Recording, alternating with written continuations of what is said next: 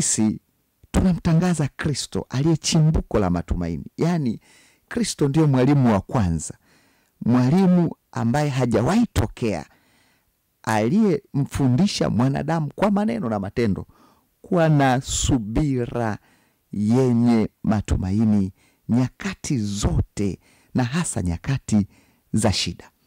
Huyu Kristo tunayemtangaza, na kwa namna ya pekee Kristo anayetangazwa na Radio Maria, Kristo ambaye katika hizi siku 3 tunahimiza aweze kufika katika mioyo ya watu wengi, ni Kristo ambaye anatujaza matumaini, furaha, amani na mapendo.